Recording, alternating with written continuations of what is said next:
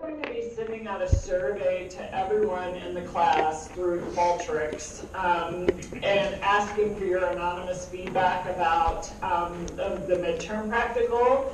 And specifically what we're looking for is feedback about what you thought was kind of challenging or anything related to the practical in that regard.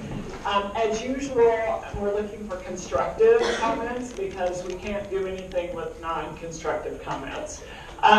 So you will be getting an email and a link through Qualtrics. And I would say we're still working on the very fine details. Just make sure that you follow the instructions if you're interested. Make sure you follow the instructions about how to fill out the form or kind of upload, because we are going to upload it into ELC so that we can get the information. But if you follow it, then we can make sure that it's anonymous. Yes?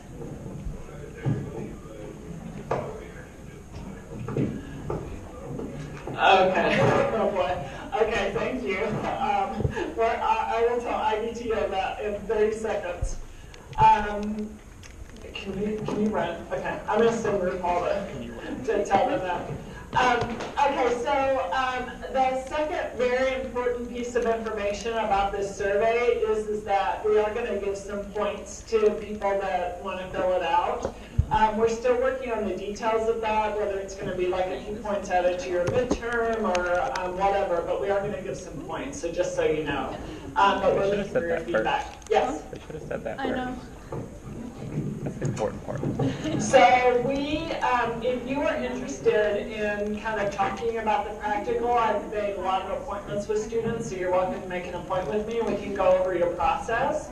But to protect the integrity of the exam, and I think a lot of you have kind of seen how difficult it is to develop cases like this, we're not making the rubric public or anything like that, but I will go over a process with you, and I think several students have found that to be very helpful. And for those of you on the other campuses, you're welcome to meet with your coordinator as well. All right, so I'm going to figure out what's happening with the internet. Dr. Newsom, I assume you're there? I actually just rolled in. Give me 1 second to turn this computer on. Okay, the camera is showing the students, FYI, so if you could turn that around to you. And I don't know if you heard, but the internet went out in Athens, which is going to be very difficult to take the quiz, so we're running over to tell IDTO, so more to follow. All right, and this computer is locked. Real excited,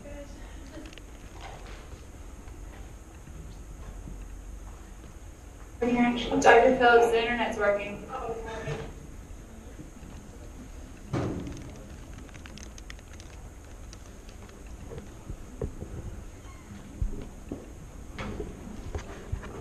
Okay, Athens internet is back on, so we're good to go here. All right, Dr. Phillips, I had to restart my computer, so it's going to be just a moment. But I will put up the password as soon as I get there, and we'll have the computer on. So you just give me 1 second. I'll catch you at my time. You guys know I'm pretty fast, right?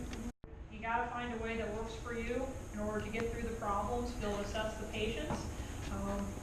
Of course, with the exam itself, we have patients that are going to be a little bit simpler, obviously, only taking 20 minutes to ideally work up, as opposed to this, which hopefully took you a lot longer than 20 minutes. You just lie to me and say it took you longer than 20 minutes to work this guy up, right? But I hope that we will go through and you will see the general principles that are going to show up in your future cases.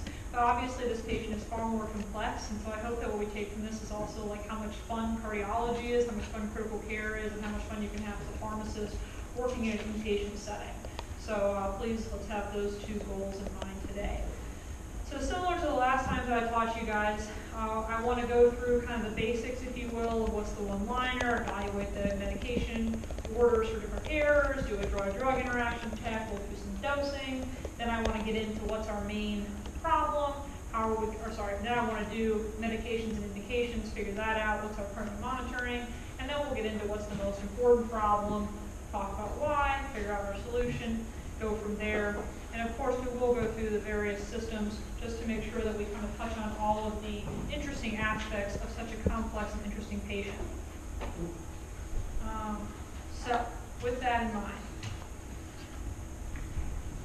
who is willing to give me a one-liner for this patient to summarize the extent of Timothy Norris into a sentence or two. I'll call groups if I have to, but I really prefer not to.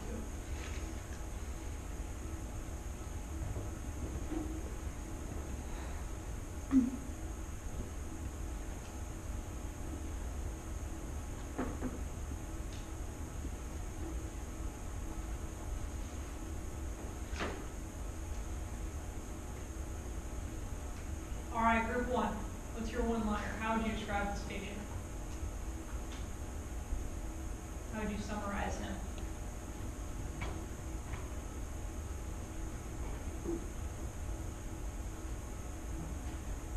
You can kind of like read from this part if you want. You don't have to like make this super difficult. You guys can hear me on their campuses, right? Maybe we should start with that. Athens can hear me? Yeah, we can hear you. All right. Just a little shy this morning. It's okay. Is someone willing to give me a one-liner for what this patient was? How would you summarize them?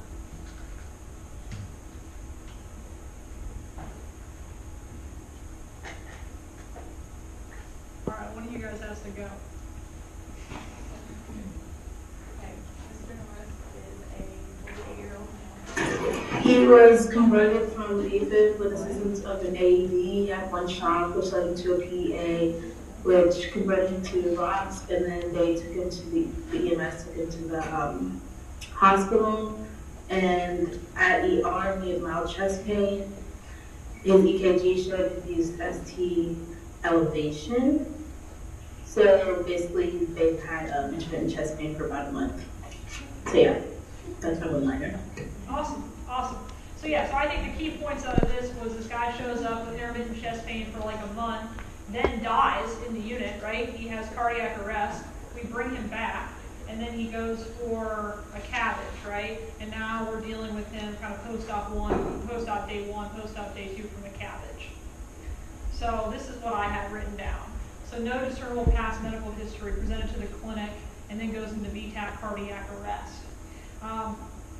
I know this is very difficult because pharmacy students and pharmacists are very detail-loving people. We like to look at a single leaf on one tree in a forest, and we want to just look at how beautiful that one leaf is. But I encourage you to try to take a step back whenever you're looking at a patient and try to center yourself on what's going on with this patient. So I think, the key parts for me, at least for what I was walking in with this patient, is this was a guy, I think he was a trucker. He had been to a physician in like over a decade. And he said, my heart feels a little funny. And he shows up that day and goes into VTAC. And we had to do multiple runs on him. So it's kind of interesting that he is in some ways new to the healthcare system, but obviously had a pretty intense outcome and was rushed to CABG. So we're now post-op day one with a balloon pump. All right. So last time we had some issues with these ordering errors with seeing this. But what I'd like to be able to do, and I'll go into the other chart too, we can maybe look at it there, is tell me, like, when you look at this MAR, what were some of the things that stuck out to you guys that seemed not quite right? When you pulled up, you were to go into EHR Go and say, like, these things seemed a little bit off. If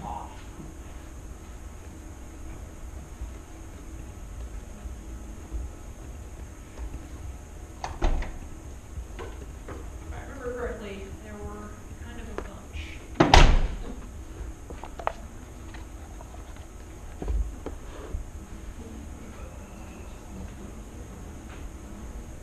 How about group two? Can you name me at least one thing that seemed not quite right with the ordering that's going on here?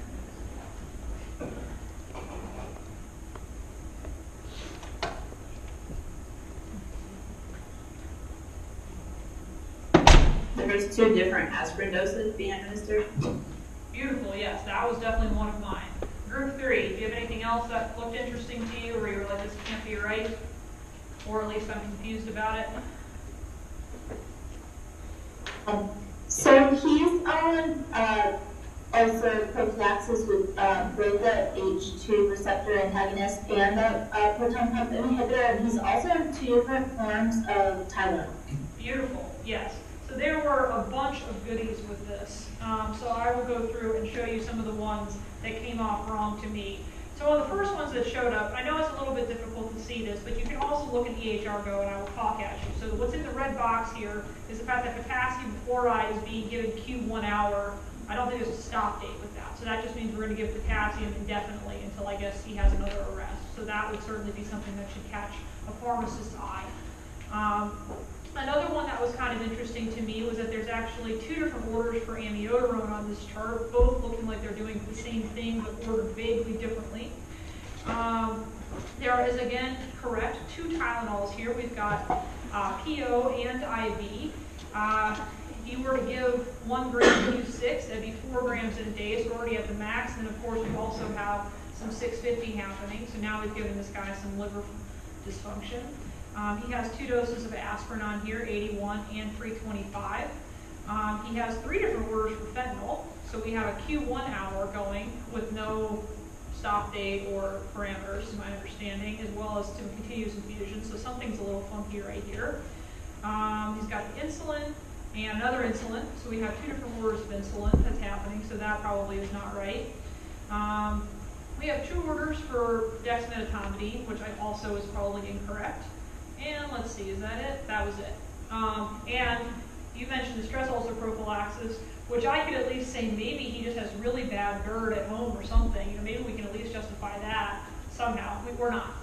We're going to discontinue one of them, I promise. But at least this is just straight up looking at the MAR and just discontinuing things.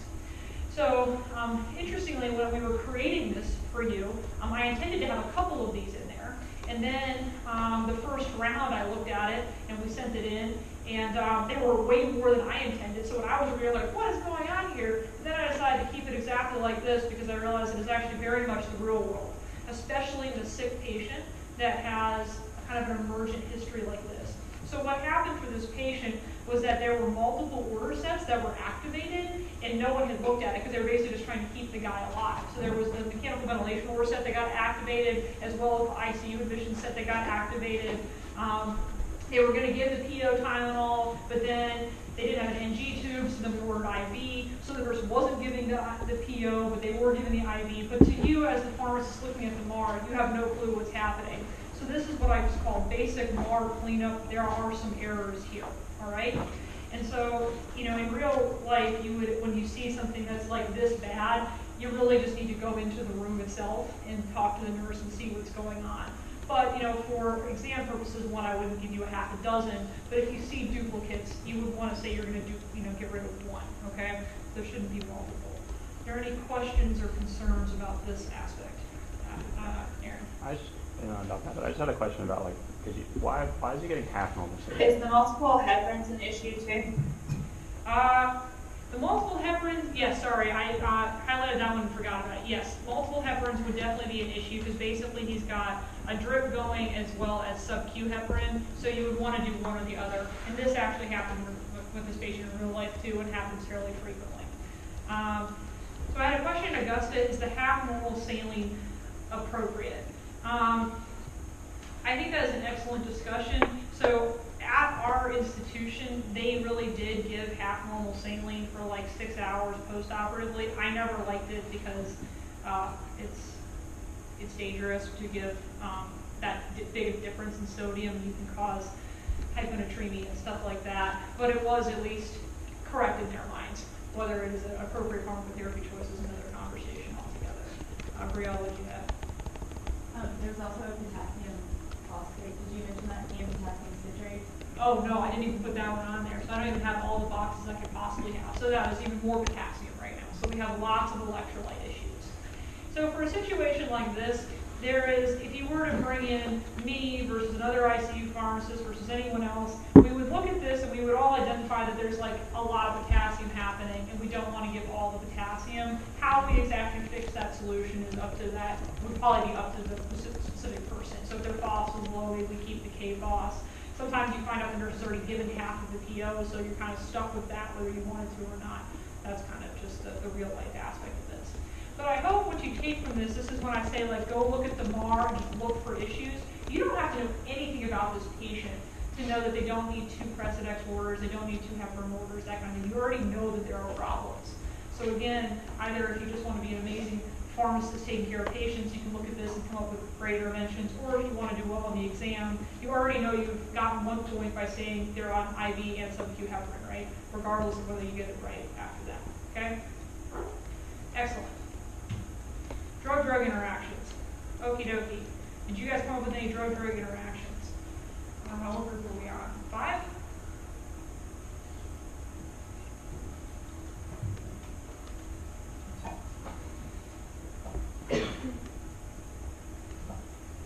We saw a drug interaction with amiodarone and atorvastatin. Yes, I agree. So what's your concern with that when you plug it in? We saw that amiodarone could potentially increase the concentration of atorvastatin. Yes. And that is certainly a possibility and something that would be worthy of clinical consideration. So when I plugged it in, I have it up here, but it's anything you guys put into Lexi. As long as you put all the drugs in, you're going to have what I have up here. So in looking through this, kind of how do you decide what's going to be important? So the question is for the amiodarone and atorvastatin, you know, it takes a couple of weeks, right, to like induce so that we would have increased, so this is inhibition, oh my goodness.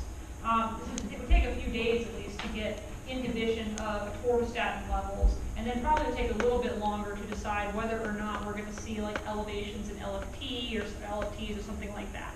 So the question becomes, do you think that amiodarone is going to be on long term, or is this a short term thing?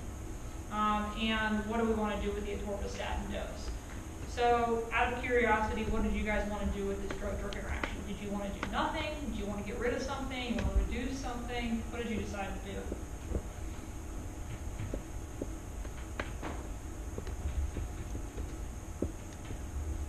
How about group 6, since group 5 did such an excellent job identifying the drug-drug interaction?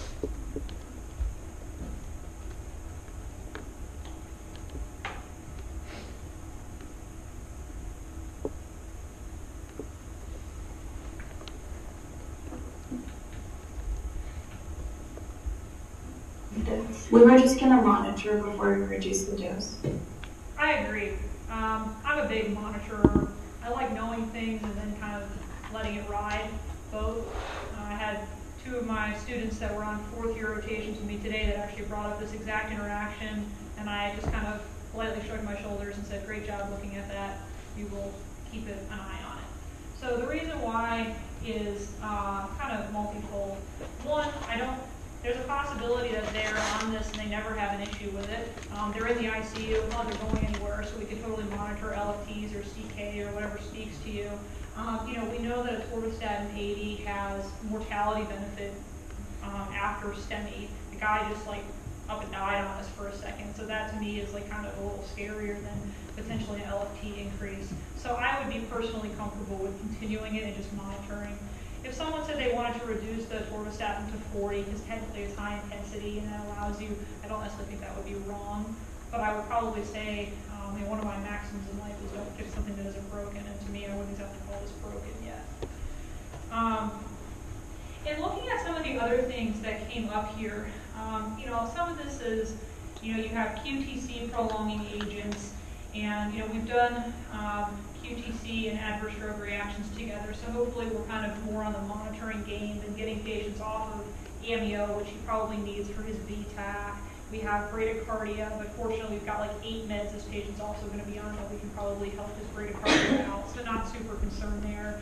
Aspirin and heparin causing bleeding, again, we know that that's true, it's nothing we need to be super concerned about. So in my opinion, I didn't have a lot of things that really interested me from a drug-drug interaction standpoint beyond simply a monitoring perspective. Are there any questions, thoughts, or concerns about that? All right, good. All right, dosing. So, do we see any dosing that looked a little funky, either from a renal perspective or whatever else have you?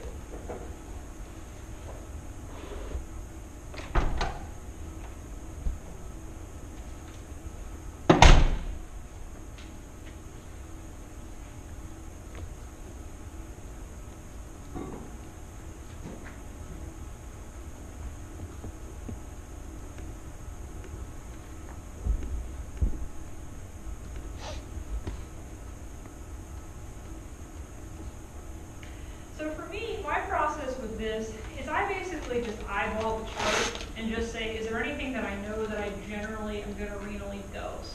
And so the things that kind of speak to me is anything that would be like antibiotics, and then like, I don't know, famotidine, gabapentin, that kind of stuff. So in this case, and then I look at the renal function itself. So in this case, we have famotidine and we have some vancomycin, and those are our two options.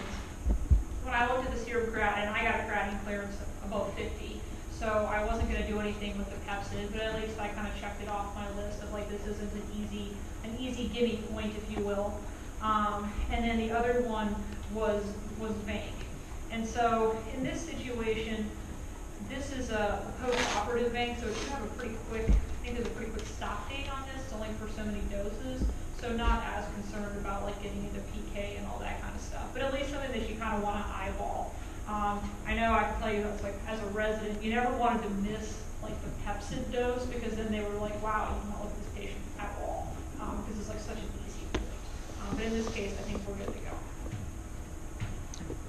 All right, so big picture now. Let's pretend like we've gotten rid of all the duplicates.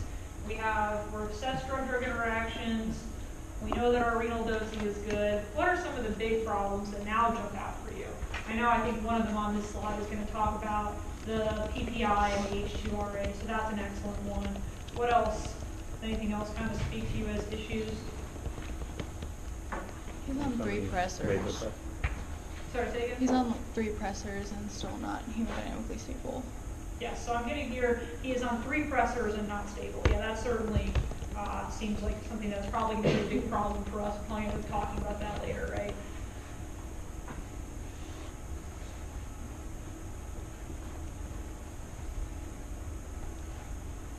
So for me, at least, when I look at a MAR that's like this, and I'm kind of trying to get a feel for the patient, I kind of start to like tell myself these stories in my head. Sometimes I look at the one-liner, I read the HPI. Sometimes I just kind of go look at the MAR and kind of create the story in my head and then go check and see how accurate I was based on what the note says. But I agree. So I'm looking at this patient, and I know I'm in the CT unit, and I see aspirin statin, so I start thinking, okay, it's an MI probably. I see the fact that they're on all these pressors, so they are hemodynamically unstable. I'm seeing fentanyl, I'm seeing Precedex, I'm kind of thinking they're intubated, that kind of stuff. So I've got this intubated, hemodynamically unstable post-op patient. That's kind of the story that I have in my head. So I'm kind of thinking about hemodynamics, I'm thinking about prophylaxis stuff, I'm thinking about PAD. Those are the kind of decisions that I'm making. So for me, other things that stuck out is easy stuff of they're on Tylenol, IV, and PO. So why both? Can we do PO? That kind of stuff. So we actually took IV Tylenol off of formulary at AU. Oh gosh, almost about 2 years ago now. Saved $1 million from our formulary. So I used to joke that if I could take off like a couple of Tylenols in a day, that like paid my entire salary for the day. So I would joke that I was like, I could go on break and I paid myself unless I wasn't doing anything else. So this was certainly a big deal for me at the time. Less so now for me personally, but still many other institutions struggle with this. Amiodarone here. Again, why both? Do we have to be IV? Could it be PO? Kind of looking at those types of things. Again, we already kind of touched on this, famotidine versus pantoprazole. We have to have both of those. I have PK here. You just need to assess what's going on. So a lot of times, I remember I used to like really stress when I would see these like one-time orders for Vanc in the post-op, and I was like, is it the right dose? And what's their renal function and stuff like that. And really, they just want to have like a couple of doses in that perioperative period, and then it stops. And so almost, any patient, regardless of renal function, can have like a dose, probably 2. But we're going to look at that. The 2 aspirins, in addition to others, as we saw. So those are things that kind of jumped out. And again, what do we know just by looking at the MAR? We kind of touched on this. So very hemodynamically unstable. He's intubated, but then what I also think, so at least for me in my head, I kind of start to group medications together in my head, and then I start to notice when there's absence, like there's someone not in the group. So it's kind of like it's like you and your homies, and then like one of the homies is missing, So usually if you see like, Docustate as a liquid and famotidine and fentanyl and propofol, you're going to see chlorhexidine there with that group. So I kind of start to think of it that way. Similarly, I always kind of think of norepi as my first line and vaso as the second line. So if I saw norepi and epi, I'd kind of be like, oh, I wonder where the vaso is. Like, what's he doing? You know, how do we come to that decision? That kind of stuff. And a lot of times when that happens, you go in the room and vaso is running, the order just was never put in or something like that. So those are things that kind of stick out to me. All right. So indications for meds. So are we ready for this? So I'll walk you through this to gain us a little bit of time, and then we'll kind of get into the problems. So for me, I look at this Tylenol, and I think of post-operative pain control. There's a lot of data for this. This is a pretty standard thing that we're going to get Tylenol. It's opiate sparing. It works pretty well. I always joke, you know, we get like these little old ladies that are like 75 and come in for their cardiac surgery, and like, oh, just some Tylenol will be fine. And then you have like, you know, this like young, tough guy like this that's like dying and needing Dilaudid and stuff like that. But Tylenol is a great pain med, so that kind of makes sense, even if I don't want to have IV NPL. Amiodarone, you know, we really have two indications here. One, he went into VTAC arrest earlier, so that's a pretty solid reason to potentially consider having amiodarone on board. Any ventricular arrhythmia should be pretty good indication for that, as well as the fact that there's data for postoperative AFib.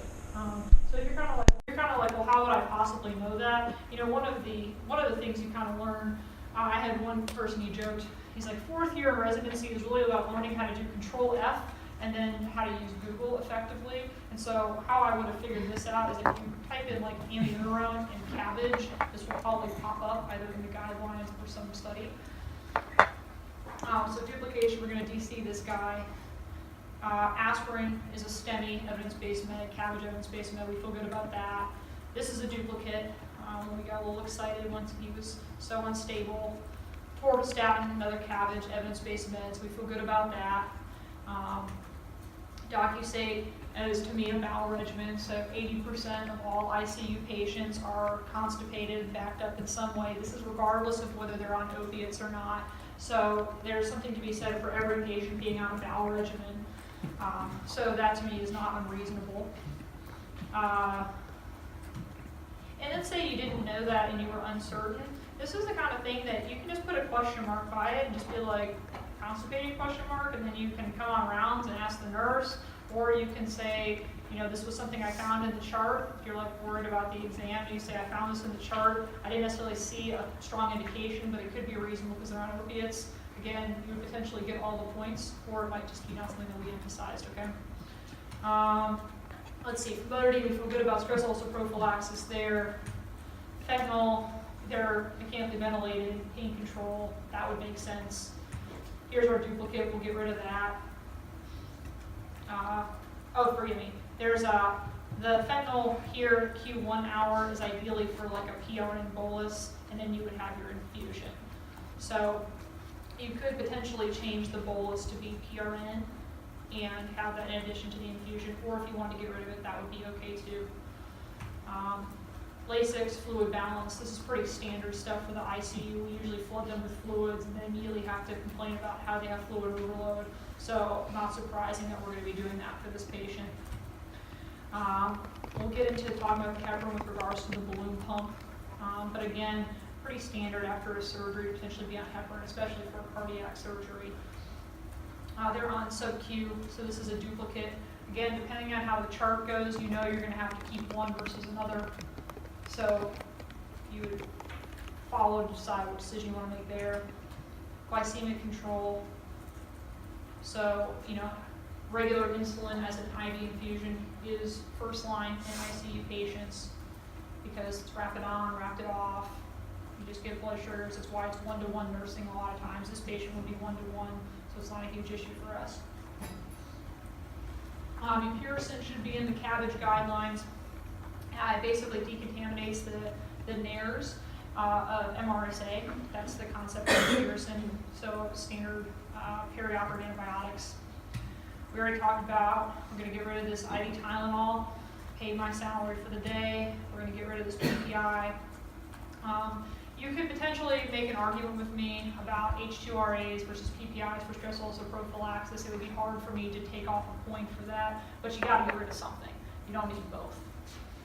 For me, I always am going to keep the H2RA because they have less C. diff and it's less VAP, they're more cost effective. Yeah. Electrolyte replacement, so we've got to look at some K and make sure we feel good about that. Propofol, pretty standard pad stuff, so feeling okay here. Post-op antibiotics, we already talked about. So this half normal saline. So this is, again, is part of the order set, and it was always a question of like, do we actually need this? So hopefully, maybe somebody noticed that they're on Lasix and they're on a fluid infusion. Although this would seem obvious, we should not do this. This happens all the time in real life, where we're like, I don't know why they're so fluid overloaded, and we realize they're running at 50 or 75 an hour. And it's because it's in a lot of order sets, and people kind of forget about it. So do we have a true indication? If not, let's get rid of it. Another duplicate.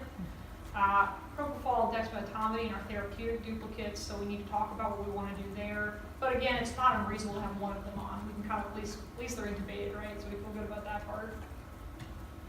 And then we have hemodynamic support.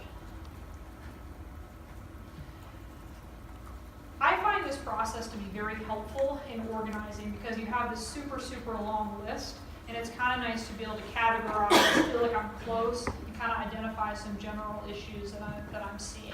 So I don't know if it works for you, but I do recommend trying it.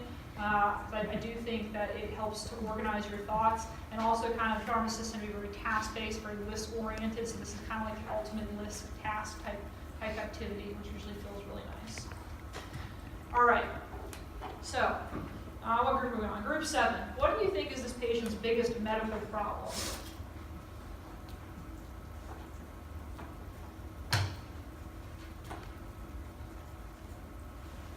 Heart attack. Yes. And then specifically, give me a little bit more deets. I agree with that, but like, tell me more about his heart attack. What's now causing him problems?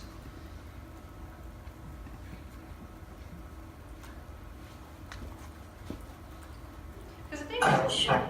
sorry, cardiac shock. Yes.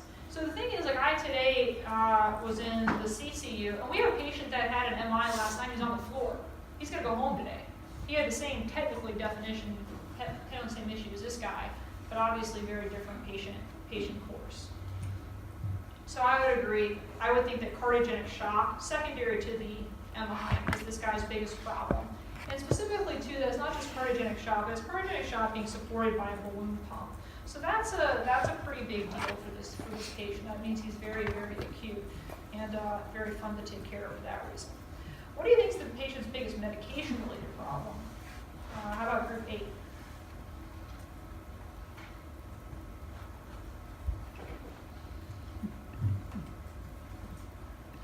All the duplicate orders. The duplicate orders are definitely a big deal. I agree. I think that he's missing a therapy, though. He's missing a therapy that kind of has to relate to this balloon pump.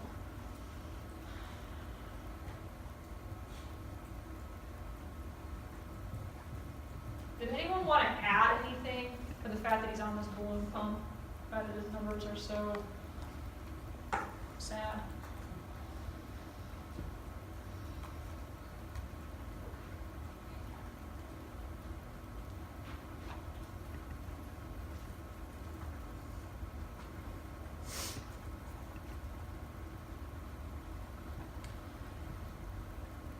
So I don't disagree that kind of the MAR cleanup on this patient is pretty significant. You know, if the patient were truly to receive all of those therapies, that would definitely be really bad.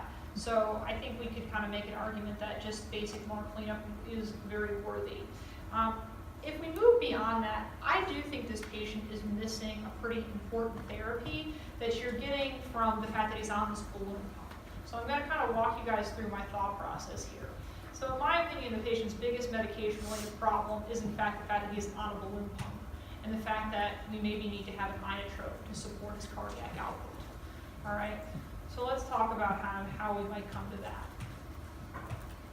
So again, we talked about the 3 medications at the bottom, the norepi, the epi, and the vaso, that are all supporting hemodynamic parameters, or supporting his hemodynamics. So then we have all of these lovely numbers that we need to look at. So we've got his blood pressure, his heart rate, his MAP, his index, and organ function. What do we have going on? So this is the kind of thing that this patient's chart would look like. So I'll walk you through some of these things. So first off, this top screen here is actually what the intra-aortic balloon pump looks like. So I'll move you through. I want to show you one thing real quick. So this is what the balloon pump looks like. It's pretty crazy. They put it in femorally, so they put it in by your groin, and they thread it all the way up, and it sits basically at the top of your aortic arch. This white right here, that's the balloon pump inflated. And so literally what it does is it inflates during diastole and deflates during systole 1 to 1. So every heartbeat that you have, this balloon pump is going up and down. And so what it will do, it has two kind of the fancy terms for balloon pumps. It causes systolic unloading. And so basically it deflates during systole when the heart's trying to push blood out, and it creates a vacuum effect and pulls all that blood out of that left ventricle, so it kind of helps your LV out. So that's the unloading part. The other part that it does is this diastolic augmentation, which is kind of interesting. So it's inflated during diastole. And some people think, how can I ever remember that? Just think about it. If it was inflated during systole, that means your heart would be contracting as it's blown up. The blood would have nowhere to go. It would like pop your aorta, which would be bad. So it's going to be inflated during diastole. And what that does is that's actually when your heart is perfused during diastole. That's when blood goes into the coronary arteries. So by inflating then, it increases the pressure in the aorta and pushes blood back into the coronary arteries. So basically what you're doing is making the heart have less work by unloading it and giving it more blood and oxygen. So it's kind of a twofer here with what this balloon pump is doing. So this is great, the fact that he has one of these. Well, she's not great for him that he has one of these in, but it is a nice tool that we have that's available to us to support your heart, specifically your cardiac output. However, these things are definitely not benign, and we're definitely going to need to figure out how we're going to get this thing out of the patient. So we have all of these numbers. So on top here, this is actually the balloon pump screen. So if you go into a patient's room that has one of these, you can see this little screen. It's a little bit hard to see, but down here, you can see this balloon pump frequency, and it'll tell you it's 1 to 1. So that means every time the heart beats, it inflates and deflates, 1 to 1. You can also be on 1 to 2, which means that it doesn't do anything for one of the beats. It just is deflated, hanging out in between. So you can kind of wean the patient off. In terms of these infusions, you have to think about, okay, what are these continuous infusions doing? So when you guys think of norepinephrine, if you had to pick alpha or beta, which does norepi hit the most? Alpha or beta?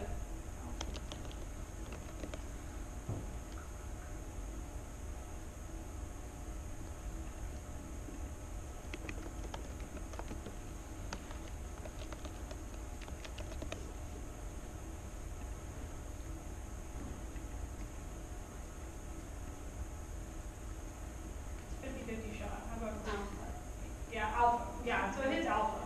So then the next question I'm going to ask you is, does alpha do systemic vascular resistance, or does it do cardiac output? What's alpha known for? So I'm getting SVR and Augusta, and that is correct. So norepinephrine, if you had to think of something you're going to know about norepinephrine, to me you would know that it hits alpha, and alpha does SVR. So if you see norepinephrine on a chart, you should know there's something wrong with the patient's SVR. What about vasopressin? It hits the vasopressin receptor, shockingly enough. Is that known for SVR or for cardiac output?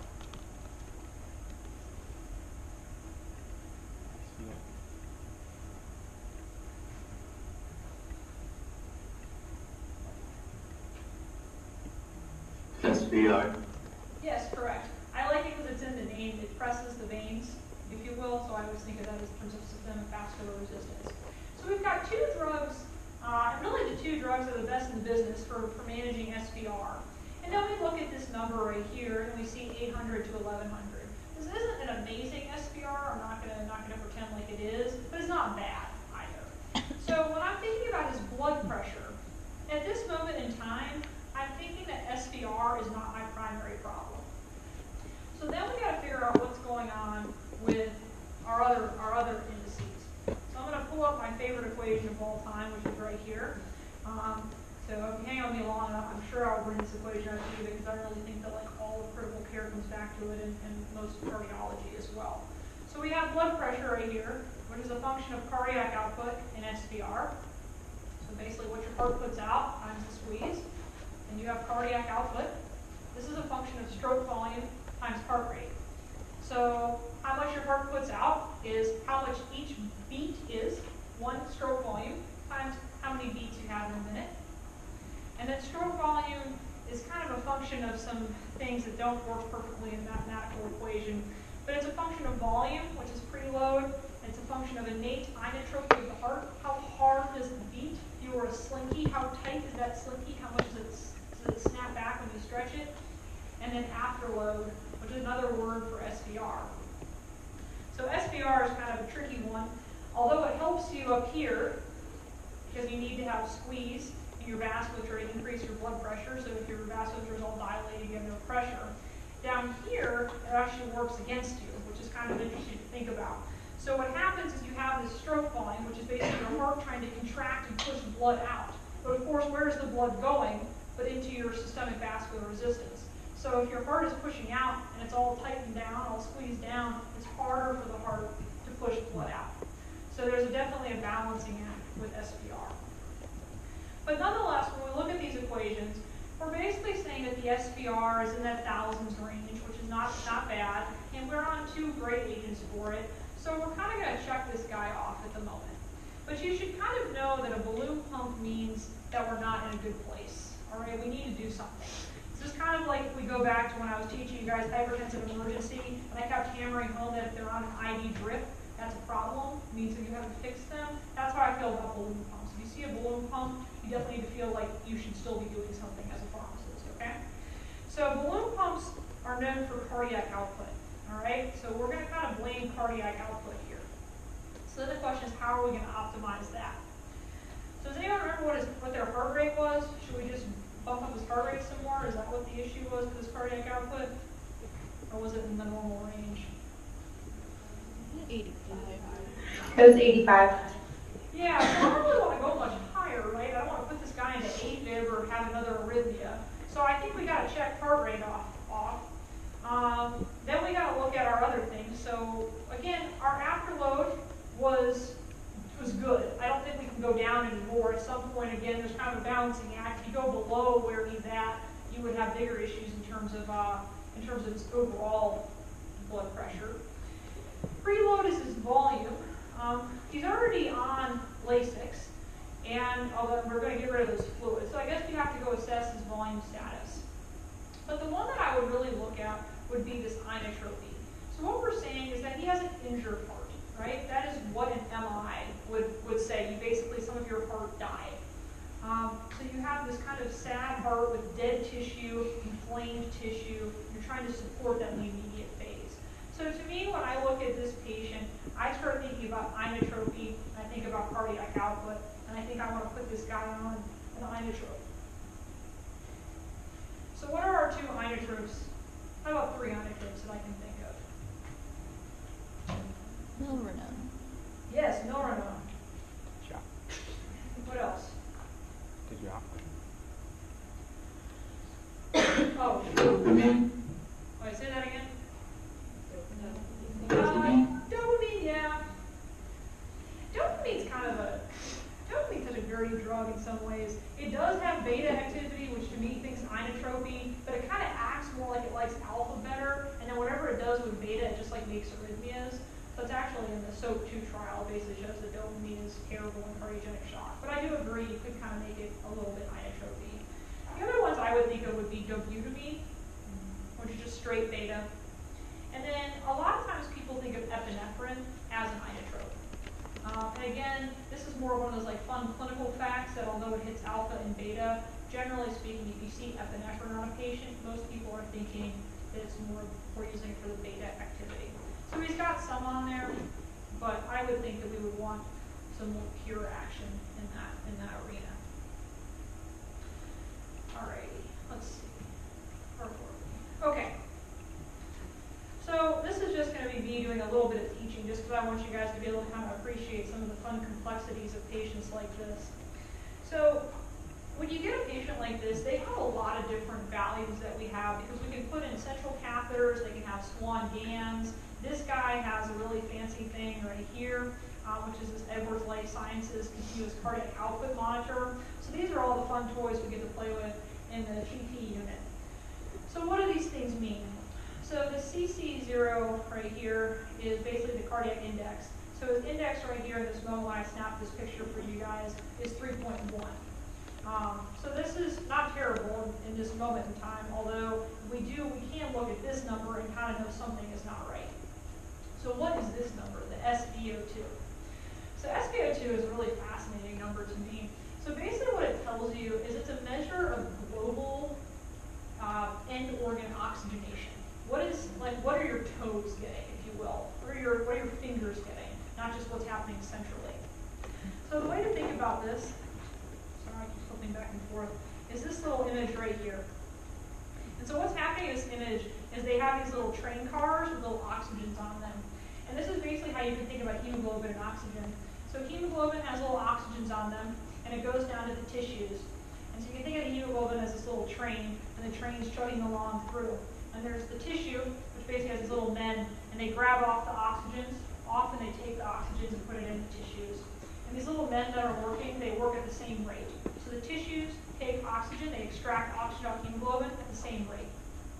So if you have if you have normal perfusion, your heart rate has healthy hearts going 75 beats a minute, that kind of thing, the little men have only so much time to take off oxygen, and you get your normal SpO2, which is around 70%. So the oxygenation of the blood returning to your heart after it's hung out in your fingers and your toes and your legs is around 70%. And that's normal, right? We're hoping it's not 100% because that means your tissues aren't taking anything, which we don't want, because we want everything to be oxygenated. When the number goes down, it basically means that the heart is really struggling to beat, so the blood is not moving very fast through the system, so the little men have more time to steal off the oxygens. So when it comes back and it's low, you have to know that your heart is not doing a good job of perfusing. The first time that someone explained this to me, I was like, well, isn't that good that the tissue had more time to take off oxygen? That would seem like that's a good thing for oxygenation that they could take that off. But what they said was, well, there's multiple purposes of blood moving, and one of them is certainly oxygenation, but the other thing is that it has to remove byproducts. So it has to remove CO2 and other things. Your blood does more things than just simply oxygenate. And so what you're looking at is kind of one piece of the system, and the fact that it's low is indicative of the fact that you really have blood almost in stasis in the various tissues. So when we look at this screen right here, and we see this 52, this definitely kind of speaks to the fact that you have low cardiac output, low global perfusion. This is a number you don't get to see in all of your patients. So the average medical ICU patient will not have this. This is mostly something you would see in a cardiac unit, either a CT surgery unit or a cardiac intensive care unit, which is what makes my job so much fun. Okay, so we have the index, which we said is not terrible, this SpO2, which is pretty bad, the SPRI, which is fine, and that's why, given that this SpO2 is so low, we're going to add some more. Okay, let's now talk about balloon pumps and all the fun things that balloon pumps have to do. Did anyone look up balloon pumps? Did you find any fun facts about balloon pumps that you felt like a pharmacist should have to deal with? Or did you just say, I don't know what those letters are, I'll just ignore it?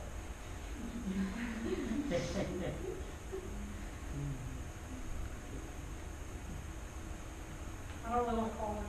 Anyone think of a single fun fact about balloon pumps that they wrote about?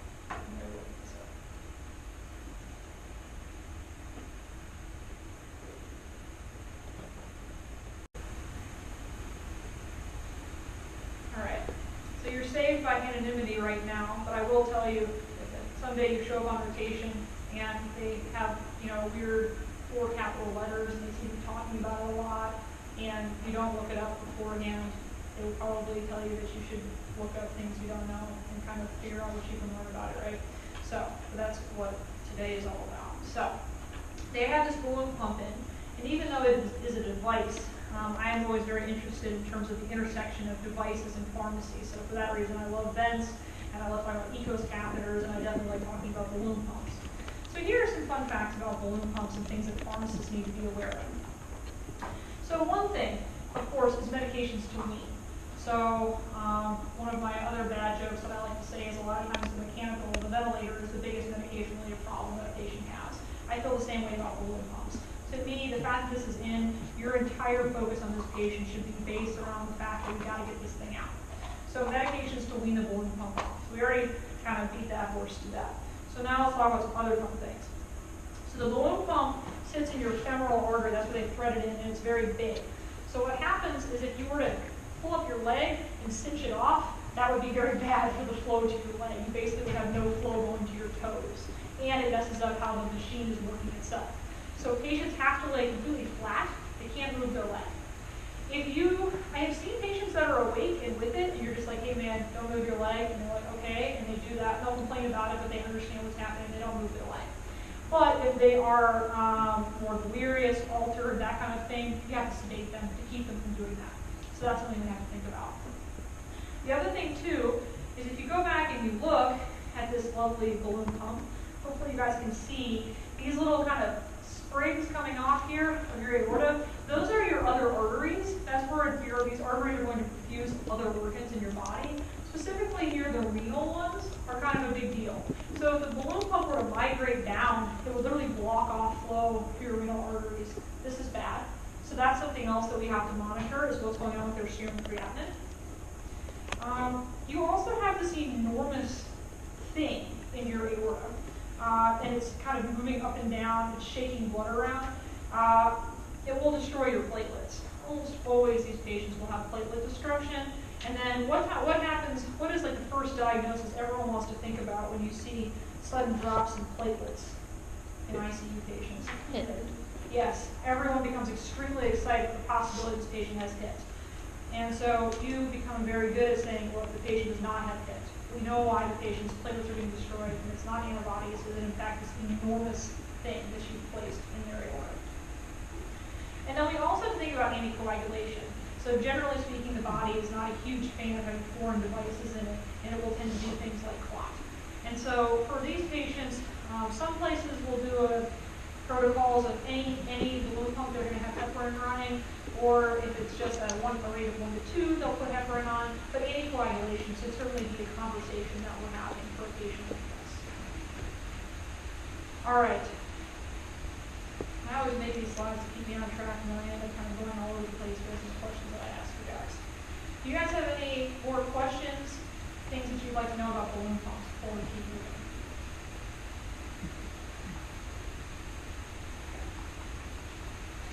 So, in thinking about how to work up vasoactive agents, how are you guys going to come up with this next time?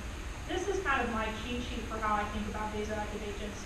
I created this myself, so it has some degree of accuracy, but also some degree of my opinion in here. But to me, I think of on the one side with vasopressors and SVR, I start with vasopressin, phenylephrine, norepinephrine kind of on the far side, and as you move more so to the other side, you get more straight inotropy. And so the questions you need to ask yourself when you're looking at patients hemodynamically unstable is basically, do they need more squeeze? Do they need more output? And can they tolerate more squeeze and more output? Those are kind of like the major questions. So if you think of hemodynamically unstable patients, I hope that in the back of your mind you just kind of keep this little arrow and you put your little drugs like this, and you think about which one you think makes the most sense based on the numbers. So again, I think how I would think about this systematically is you look at your numbers, you think about your math equation, you think about the drugs and how they affect the numbers in the math equation, you make a decision from there. All right. So to me, I just said I would add more on. These are things I'm going to monitor. All right. What do you guys think is the patient's next biggest issue?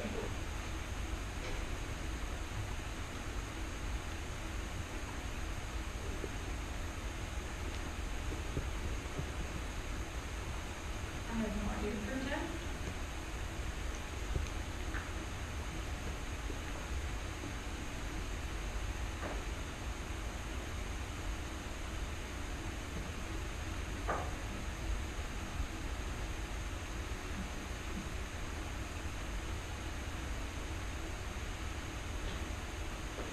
We said that ACE inhibitors are indicated for post-op therapy in CABG patients, and that they haven't started one yet. Ooh, I like that one. It's not what I said here, and it's hard for you to guess exactly what I decided to talk about next. Let's talk about ACE inhibitors, though, for a hot second. So I agree that this patient, evidence-based meds for a post-op CABG patient is for sure an ACE inhibitor. What would be a reason that I might say, can we talk about that in 48 hours? Their urine output levels are low. Yes, so their urine output is actively low. And why is their urine output low, do you think? Core kidney function? Yeah, and it's poor kidney function because they like have a balloon pump because they're in cardiogenic shock, right? And so this is one of those where, at least for me, I keep this little piece of paper when I'm working on a patient, and I come up with, I call them little checky boxes. And so to me, this is for sure a checky box that I would put. I just probably wouldn't do it right now. So this is, again, the reason why this patient will never be on one of your exams, because it's very hard for you to be able to think like this is a A+ recommendation tomorrow or the next day. So to me, the next thing that I was kind of interested in had to do with mechanical ventilation. So this is a device-heavy patient. So thinking about mechanical ventilation, thinking about the patient's management in this way, what would you guys think would be the drugs that you're most concerned about? What do you think is the biggest medication-related problem given that?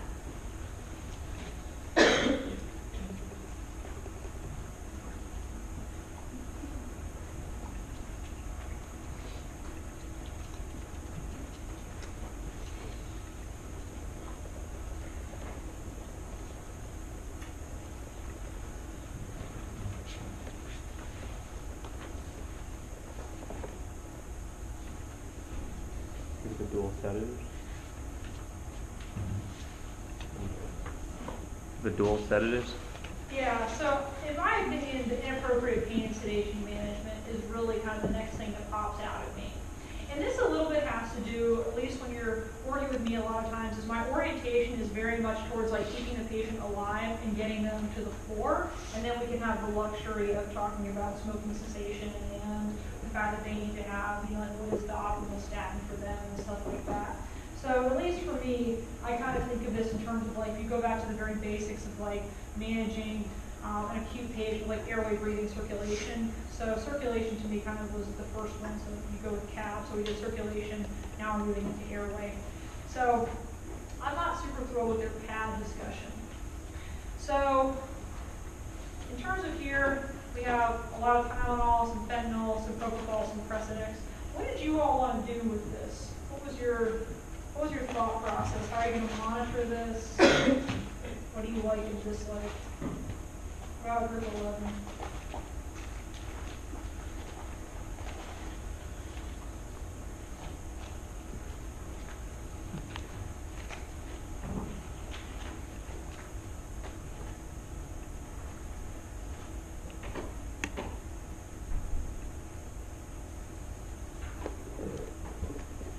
Let's just start with monitoring. How do you monitor a patient that's intubated on fentanyl, propofol, Precedex? You're saying one of the first things we do is kind of check the sedation level if we're all using different, just using a RASS score to make sure he's properly sedated and not breathing against the ventilator. Yes, perfect. Yeah, exactly. So I would do a couple of things here. So I agree, RASS is perfect. And then you were saying breathing against the ventilator, breathing over the vent. That would be another great question. And then the other thing too is like, are they following commands? Do we have a pain scale? That kind of thing. So a patient, maybe they're like a RASS of -1, which means they don't stay with you for long. There's a possibility you can tap them on the shoulder and be like, hey, you in any pain? And they look you right in the eye and they say, oh, good to go, and then kind of fade back out. That's super helpful too. Of course, you don't have that because you can't talk to this person. But I agree, RASS for sure, breathing over the vent. The other thing I want you guys to realize too is like, what is the overall plan? So this is extremely helpful with the team in that you are very good at using the tools. And if you know what you're going to do with the tools, you can make the patient be exactly where you want them to be. But you got to know what you want what that value is. So if this is a patient where they're saying, hey, we want to extubate tomorrow, then to me, the fact that they're on propofol becomes a huge issue because that maybe means that we need to be lightening sedation and getting them ready to extubate. Or if they say, look, there is no way this patient is getting extubated anytime soon, they might have to go back to the OR, we're going to a head tube, we might have to do something else. You're like, okay, we can, that changes to me the direction I'm going. So I do think those are kind of important questions. did you guys think? Were you happy with fentanyl, unhappy with fentanyl, happy with Precedex, unhappy? Tell me some thoughts. What are we on, group 13?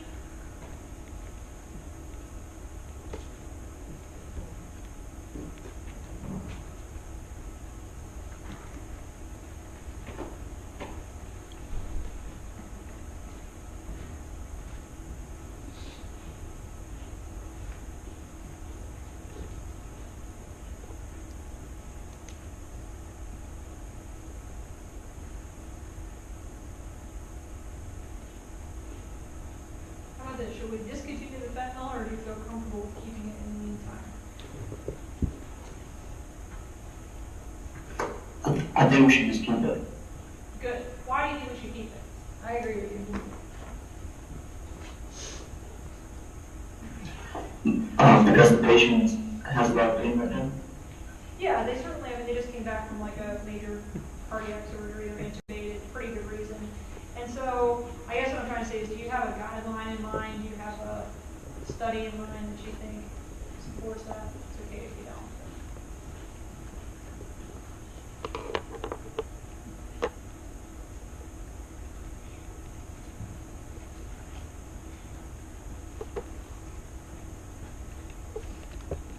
So I would agree with you that fentanyl is reasonable to keep on. We're going to keep an infusion going, primarily because of the PAD or PAD-IS guidelines says, you know, opiates are a drug of choice for pain management. They are analogo-based sedations. We're going to use them first, that kind of thing.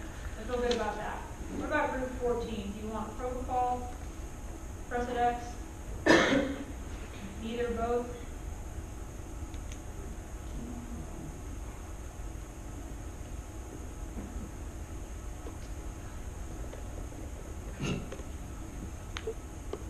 We want propofol for sedation.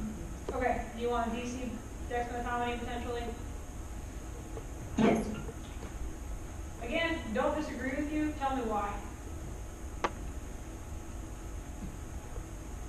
Because it's duplicate therapy. Yes. Is it equally wrong, would it be equally right or wrong to DC propofol and keep dexmedetomidine? Did any group do that, or any student do that? Willing to go against the grain?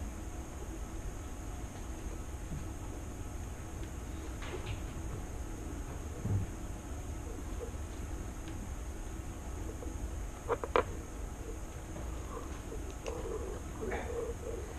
So, I agree with fentanyl. I think propofol or Precedex makes sense. I agree we need to get rid of one because of the duplicate therapy. You know, the PAD guidelines basically say as long as it's not a benzo, we're happy. So the thing then becomes a little bit dealer's choice. This would be a very difficult one to put on an exam for this reason, but I think you need to be able to kind of understand what are the general principles behind propofol versus dexmedetomidine. So propofol is a little bit deeper sedation level. I would think of it for more your standard ICU patient. We're unsure what we're going to do with them. We think they might be going back or not immediately extubating. I definitely think of Precedex more as a bridge to extubation. So if we're not talking about extubating this patient anytime soon, I don't honestly know if I would use dexmedetomidine.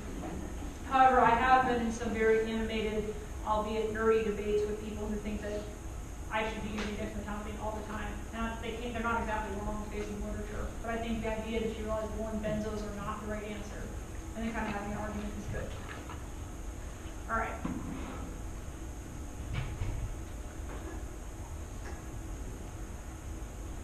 What's another problem you guys identified?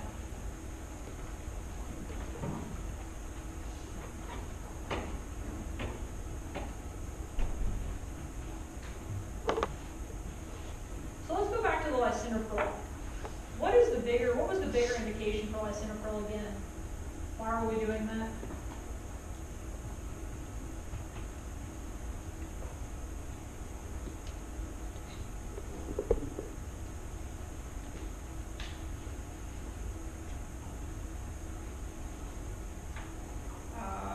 Group 15.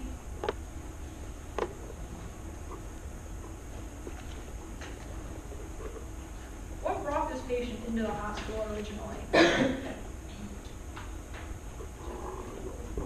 Chest pain due to what? Due to a STEMI, right? So we've luxury of, we stabilized his circulation, we stabilized his kind of breathing situation. Now we get to come back to like basically the reason he showed up. So to me, the fact that he has a STEMI post-CABG is really the next biggest medical problem that he's got that we have to manage. And I think that really the next thing that we talk about is the evidence-based meds that are missing, right? We haven't really optimized that at all. Maybe we have, but we still need to go through and discuss, like, do we feel good about it or not? So again, within cardiovascular, to me, there's kind of two phases whenever you're looking at a patient like this. So one is what is the hemodynamic status assessment? What's the acute issue? And then kind of what is our more chronic issue? This is true of patients that we deal with in the CCU where they come in for acute decompensated heart failure, and there's things we got to do to get them out of that, right? You know, we got to give them Lasix, and we got to give them some inotropes, some vasodilatory support and stuff like that. But they're not going to go home with those things. Then after we kind of stabilize them, we got to talk about the evidence-based meds, how are we going to keep them from coming out? And that's kind of how we develop our plan. So far we've got some amio, some aspirin, some atorvastatin. So we feel good, we've got aspirin on board. How about group 16? Should they be on a beta blocker? Why or why not?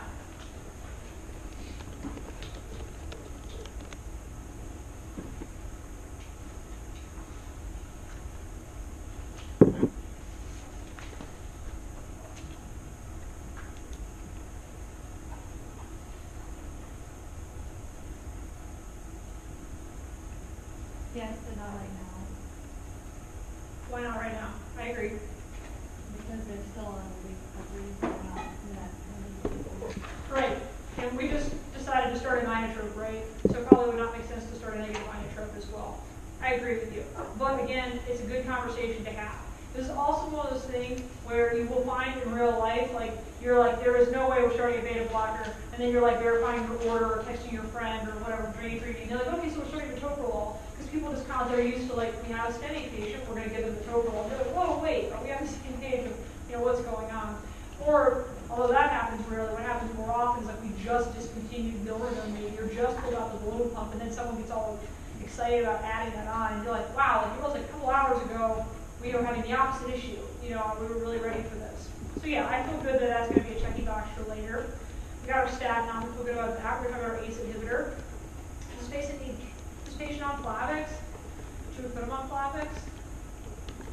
They loaded on Plavix. Huh? They were loaded on Plavix after You the. got Plavix just once in the ER, it looks like. Yes. So yeah, so he was loaded on Plavix because they weren't sure if they were going to do PCI versus take him to CABG. What do you guys know anything about using clopidogrel, DAF in the CABG setting?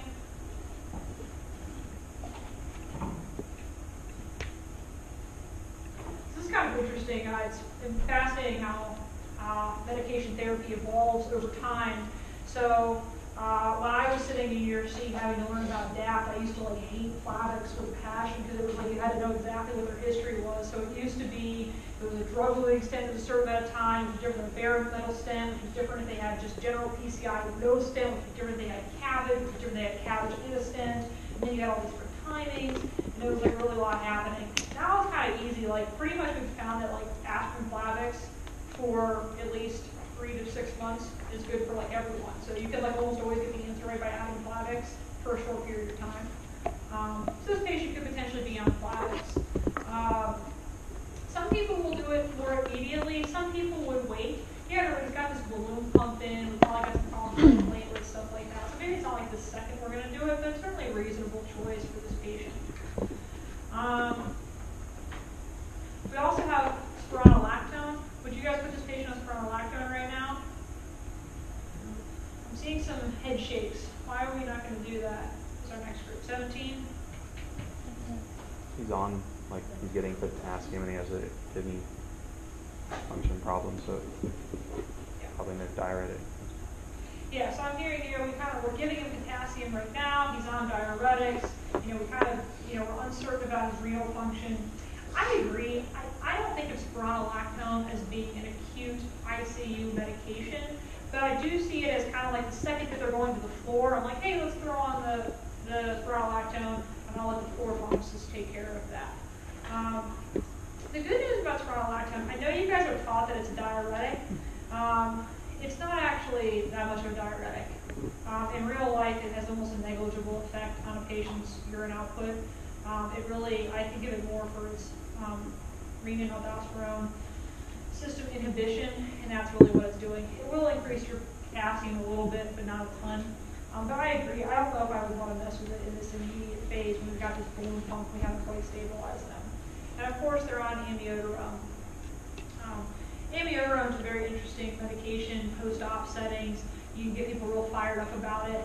I trained at UNC, we used no amiodarone post-operatively, except for if they like actively had an arrhythmia, and that was just kind of what I was used to. I didn't think much of it. And I came here, and everyone was on amiodarone, and I thought, what is going on? Should I get rid of this? I've never heard of this before. And so I started doing my own research. I found this other pharmacist, and she trained somewhere where she did PGR1 somewhere where they gave everyone amiodarone, PGR2 somewhere they didn't give any, and we were talking about it. And basically what I came to is that the evidence goes both directions of whether or not you should give amiodarone in the post-operative setting to prevent post-op AFib. So if you're ever looking for a fun seminar topic, amiodarone post-op AFib would be a very fun topic to do. You have a lot of interesting controversy, new meta-analysis, all sorts of stuff that goes along with that. But I think, given that he had VTAC, I think it's reasonable. All right, we pretty much talked about this, and we got rid of the aspirins, we feel good about that. How long do you wait to start a beta blocker after you take them off the inotropes? It's an excellent question in Augusta. It was how long do I wait till I put them on the beta blocker? So this is a really interesting question. It's more the art and the science of medicine, but I think it's worth thinking about. So if you think about it, if we started Milrinone, you have active inotropic support. And so then maybe you wean that down, but you still have inotropic support. And then you go to a neutral phase of the heart is just beating, but you're not supporting it. That would be no Milrinone. And you have to think of the next step down is adding a beta blocker, which is now negative inotrope, right? So some people make the transition directly from inotrope to negative inotrope. For you guys, I really want you to differentiate in your mind that just nothing is in fact a step. So for me personally, I would always want to have literally like, I would prefer 24 hours off of an inotrope, at least 24 hours off of a balloon pump before I was playing this game. So I forget exactly how I typed it up in this chart, but I believe how we did it in general with a patient like this is we would get the balloon pump out, that's the most intense intervention, keep the Milrinone on, wean them down off the Milrinone, have that off, wait 24 hours, and start loading with beta blocker, see what happens. So that's an excellent question, and you will find people get a little jumpy, and then we send the patient back and encourage them to stop. All right. So, thoughts or questions kind of on those major problems?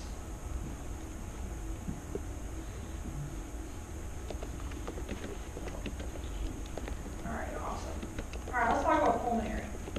More general case overview. So what do you guys think of this guy's pulm system? Blood gases, good or bad? You want to extubate him? Tell me why. Keep him intubated.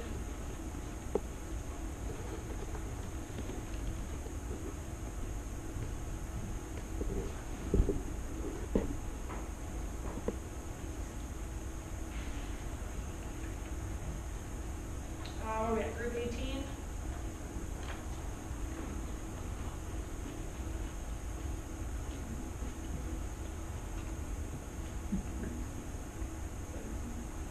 Or how about this? What other information do you want? I kind of just gave you some monitoring parameters, but what did you think of? Do you have a chest x-ray in there? What did you think of the blood gas?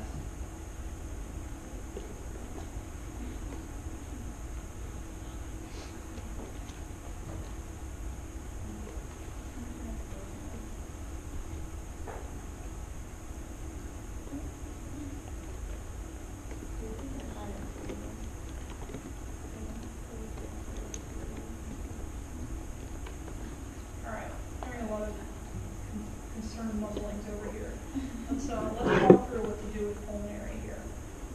Okay, so when you're looking at a patient that's intubated, this to me is extremely important from a medication-related standpoint. Okay, you guys can memorize the PAD guidelines and know it word for word, and if you can't really assess what's going on with the pulmonary system, your ability to apply it is actually going to be fairly minimal. So let's take a look at what we're going to do with this patient here. So we have these various blood gases that are available to us.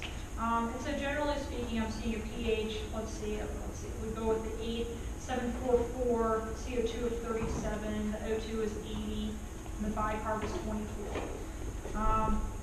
And really, if we use any of these, none of these are really terrible values. I mean, 7.3 is a little bit acidic, but given most ICU patients, I would consider this to be a pretty decent place.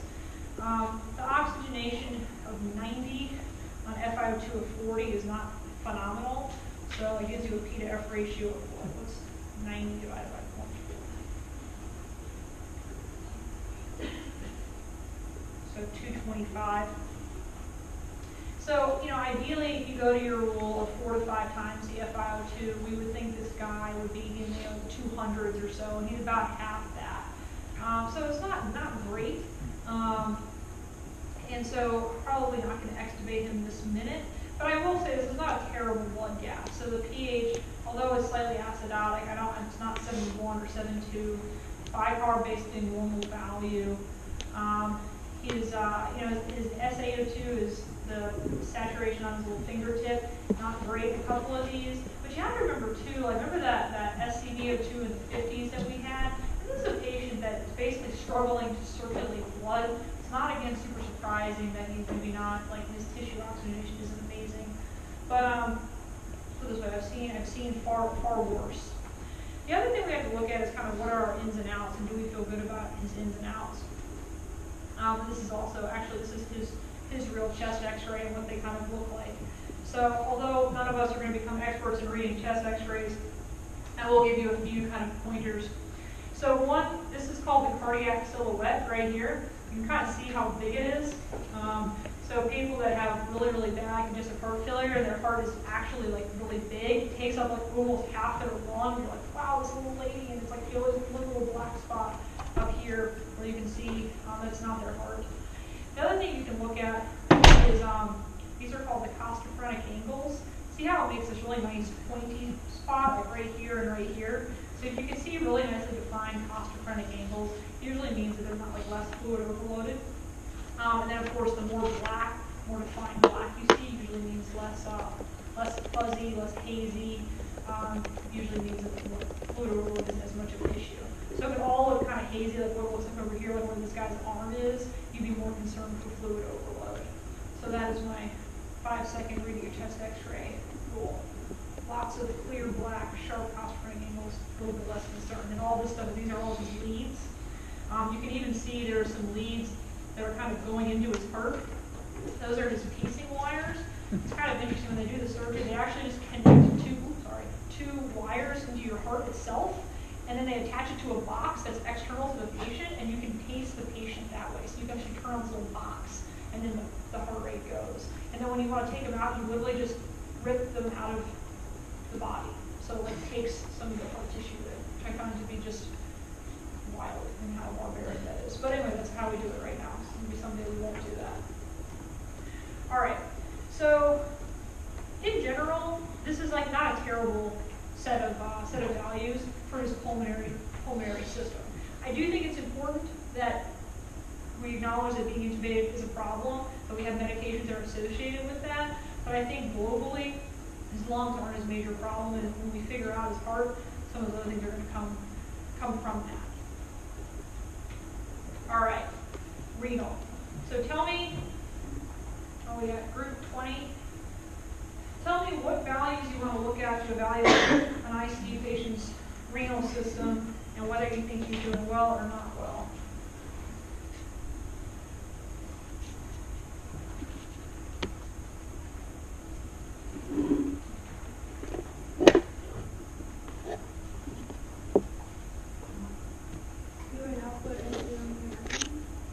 Beautiful. I like urine output and serum creatinine a lot.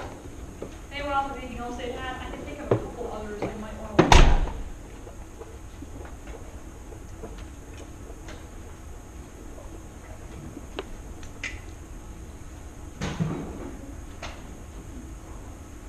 Huh? No, you can look at blood gases. putting out, but we also have to be concerned with how much you're taking in, right, to do the fluid balance. So you can have amazing fluid output. You can have 5 liters out, but if we put 10 in you, we still have a problem. So I would think of fluid balance, ins and outs, as being an important thing. And the other part too is your kidney really has many functions. I don't want to get into all the functions of the kidney, but to me there's 2 biggies that I'm concerned about. One has to do with fluid management, literally just volume in and then volume out. But what else is your kidney known for doing? Rid of waste. Filtration. Huh? Getting rid of waste. Yeah, getting rid of waste and managing electrolytes. So to me, when I'm looking at an ICU patient, I'm looking at their renal function. I really want to talk about both their filtering capabilities as well as their volume management capabilities. So looking at their electrolytes, if their K is 7, I would think that there's something wrong with their kidney.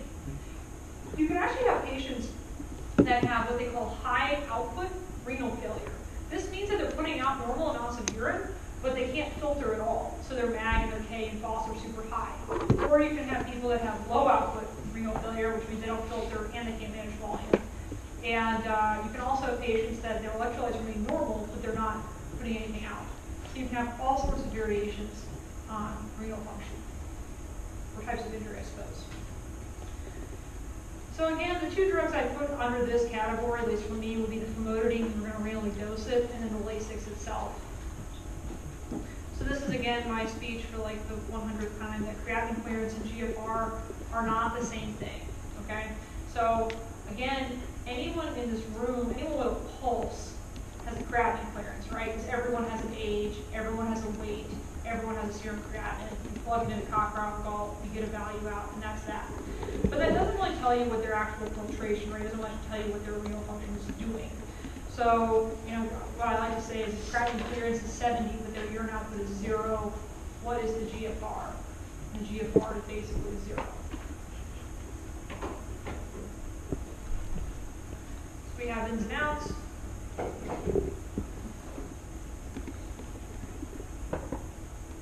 So let's look through a little bit here. So for this urine output, so I'm what? 5'10", on a good day I weigh 160 pounds, on a bad day it's a little more than that. I'm going to drink a lot more water than one of your classmates that's maybe 5 foot and 100 pounds, right? It doesn't mean that the person who's putting out maybe a fraction of what I'm putting out has renal failure. It just means it's not related to their weight. So when you're looking at urine output, you cannot use an absolute value. You have to look at the value in terms of hours and specifically in terms of kilos. So for this patient, if you put out 3 liters, about 24 hours and 90 kilos, that puts him around 1.4 cc's per kilo per hour. Or if you want to look at different days, you can do it by those weights and hours and kind of come where he's at. Does anyone know what threshold it is to have bad urine output, to be concerned what that number is? Isn't it like half a milliliter per kilogram per hour? Ah, beautiful. Gold star. Yes. Half a cc per kilo per hour to me is like the threshold. Anything less than that we would consider to be an AKI, or that you have CKD or something else bad is happening. To me, anything over 1 generally means you're out of the woods. You really earn your keep trying to figure out what to do with 0.75 cc's per kilo per hour. That's a tough spot to be in. You know, it's like, are they injured? Are we getting better? Are we getting worse? I don't really be very mean for me to put that anywhere near you guys. One thing to realize though is 1 cc per kilo per hour is not a whole lot. So if you ever go to the trauma unit is usually characterized basically by like young men doing dumb things. So like they've all gotten in car accidents and stuff like that, but they're healthy because it was like a young guy doing something dumb. So they were living their best life until that moment. And so if you ever look at their renal function, it's always excellent. They're putting out 3 to 4 cc's per kilo per hour because their issue is that they have like, bilateral leg fractures. They don't have long-standing CKD. But regardless, 1.5 cc's per kilo per hour, I think actually looks pretty good. Tell me the story in your head. How do you classify going from 0.75 to 1.25 back to 1.06? What's the story you tell yourself? Group 20.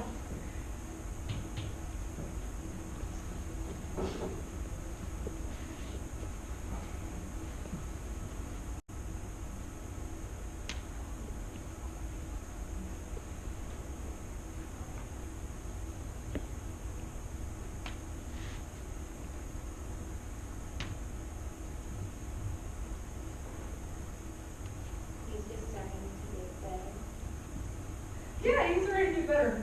And what happened before he got better? He got worse. He got worse. So why did he get worse, do you think?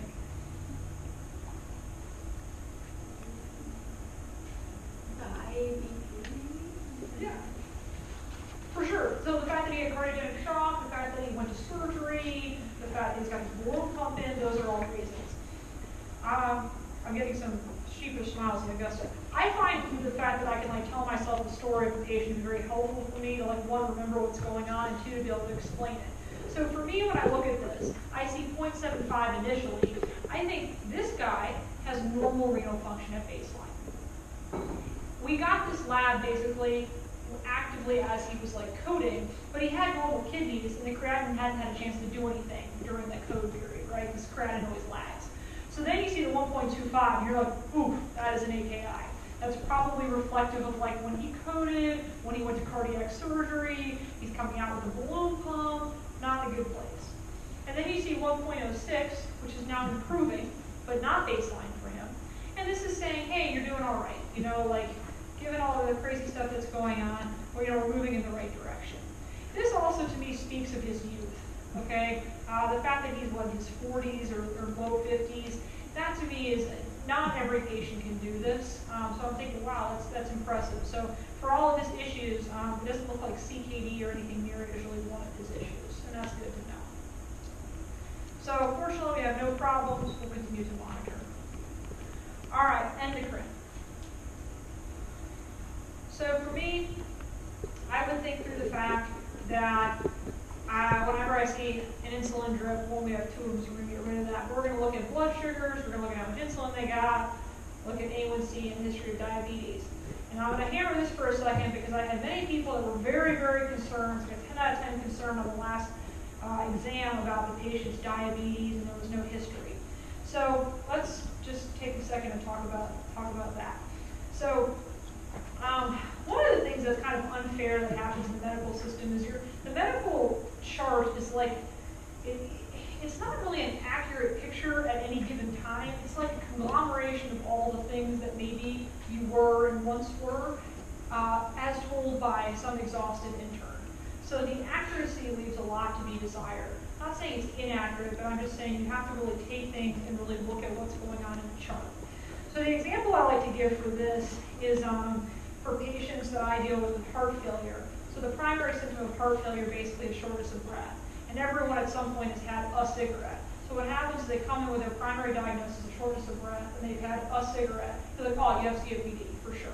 And they get started on albuterol, and then they come back and they're like, not helping, and then someone's like, oh, we should get an echo, and then they have heart failure. But the problem is that like diagnosis one was like COPD, but in reality it was just undiagnosed heart failure. And so then what you find is that every heart failure patient ever, it feels like, has at least at one point a history of having dual meds on their MAR. But is it truly COPD? And this happens for diabetes too. So you will, I don't know, decide to step on a nail and your foot gets infected and you go in and you get your IV antibiotics and you like eat a Snickers bar and they don't realize that they take your blood sugar is 220 and they're like, oh, she's got diabetes. And it's like, no, it doesn't have diabetes. And that's just in your chart for forever. So when you're looking at a chart both for exams and just in real life, you really have to look for like the kind of the cooperating details of your story. So when I'm looking at a patient that has diabetes, I really kind of want to see a full story. And so what is a full story? To me, I see an active diagnosis in the chart, like it says diabetes type 2. Then I would love to see an A1C that's high. Or the fact that they're on medication therapy, so their A1C is low, but they're like on metformin and glipizide and, sitagliptin and whatever else you want to full-length diabetics that speak to you. Then I want to look at their blood sugars. Are they controlled? Are they not controlled? And then I want to look at their insulin requirements. So I could put any of you on an insulin drip at 1 hour, and your body will probably tolerate that fine. It'll kind of like, okay, this is weird, but like I'll decrease my basal insulin rates and I'll kind of keep myself in a normal place. Anything around a unit an hour or less is not super concerning for me with having diabetes. If you look over and they're on 7 or 8 units an hour of insulin, you're like, wow, that is someone that is struggling to make insulin. That is definitely very interesting and worthy of further evaluation. But when you look at a chart and you see a patient that has like a history of diabetes, and there's no A1C anywhere in the chart, they have a normal blood sugar, they're on no medications, and there's no further mention, a lot of times what that means is that at some point they had a single high blood sugar and someone put it there. It's an unfair reality, but it is the truth. If you want, in terms of maximizing points on a test, what I would tell you is just put it at the end and be like, by the way, it said diabetes, they're on nothing. I would probably get an A1C and have them follow up in clinic. You'll get some points if it's there, but most likely if there's nothing to talk about, it's probably not something I'm grading you on. But it's also true in real life. So I feel like forever, my APPU students are like, oh, did you know they have this and this and this? And I'm like, oh, I have no clue. And then we go look and I'm like, is this really real? Is it not real? So you need to look for kind of the full story. All right. More diabetes things. Okay, so we have blood sugars in the 140s to 170s, insulin requirements 60 to 80 units a day. So that's actually fairly significant potentially. So let's work through what could be happening here. But he's got like an A1C that's like not terrible. So I have it here that the blood sugar goal is less than 180. Does anyone know why we're okay with 180 as opposed to like normally when we say less than 120? Why are we okay with that for this patient? 21? Because hypoglycemia has an increased risk of mortality. Correct. Excellent. So what we have found is that basically, if you have someone that has hypoglycemia in the ICU, they tend to have like worse mental outcomes and worse mortality, and it's much rather just go and ride a little high than it is to have them go low. I have personally always wondered about if we could ever come up with like the bionic pancreas, like it's like you just attach it to somebody with insulin and instantaneous blood sugar monitoring, where it removed human fallibility, if that would have better outcomes. But currently we just don't do a good job. If we're too aggressive, people mess it up. But if we could remove humanity, maybe it would be good to have lower blood sugar. Nonetheless, 180 is our goal. And this is per the nice sugar trial and the Vanderbilt studies and stuff like that. So I just gave you this whole speech about how it's like 1 an hour and it's 20 units a day, it's not that big of a deal, and now this patient's on like 80 units a day. So what are some possibilities of why this patient has such a high blood sugar? What if I told you that diabetes is only one of the answers? You guys want something besides diabetes? What else could be going on for this guy?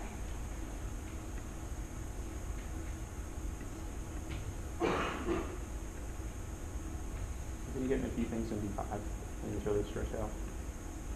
So you could have got some D5 for sure. That is definitely a thing. So there's another thing, another aspect too, is tube feeds. So tube feeds are not carb friendly, I suppose. Maybe they're extremely carb friendly. They're basically all sugar with a little bit of protein. So tube feeds are not your standard diet of like, you know, you're trying to have X amount of carbs in a day and eat protein and fats and all that kind of stuff. So if you're super into like bodybuilding, you'd be very distressed to eat tube feeds. So because basically it's just a limitation of like having to like make it into like this slurry, they end up being kind of carb heavy. So if you put someone that like only eat carbs, you can tend to see like glucose dysregulation, even like a healthy person. So it could be that if they're on tube feeds, that's a classic reason. The other thing too is what is epinephrine? What is the purpose of giving epinephrine or norepinephrine besides hemodynamic? What is the purpose of it in your body? What is its goal? It has to do with this famous response. Yeah, this fight or flight response. So what happens in fight or flight? What is it? Yeah, so blood sugar goes up. So this is the classic, like, you're running from the lion. So you see the lion, you're scared, you get a rush of adrenaline, and literally what that does is it causes a release of blood sugar into your body, into your sugar into your bloodstream, so you can like run really fast. So we're basically forcing this guy to run really fast right now with multiple different agents. So sometimes you can see glucose dysregulation just from sepsis, from the pressors that they're on, from the tube feeds that they're on, all that kind of stuff. So the question becomes for this patient is, do we really think that they have diabetes or not? So in this case, we did kind of raise our eyebrow at the 80. That's kind of a bunch. So we got an A1C, and like, okay, I think it's probably fine. We'll see where he settles out. Watchful. All right.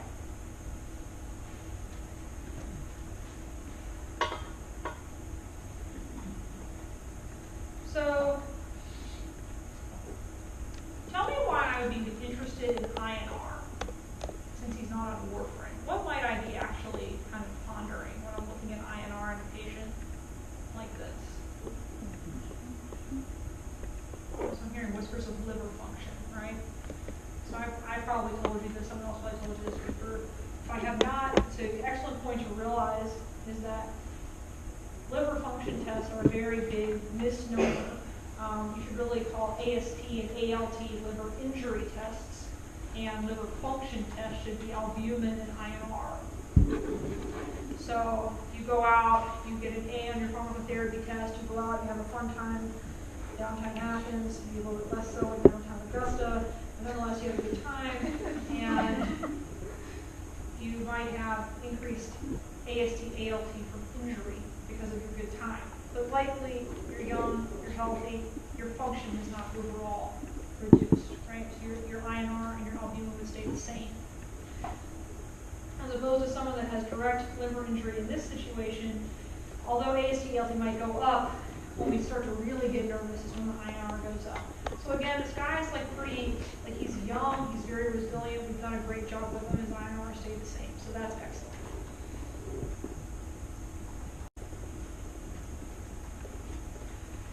So this is me kind of getting on the hit. You guys talked about 4T score before. Is this new knowledge for you? Kind of seeing some confused faces in Augusta. So let's go through the 4T score. So if you've never seen the 4T score, this is a screenshot from MedCal, and MedCal is a great place to go. So I'll show it to you here where you can kind of play with it.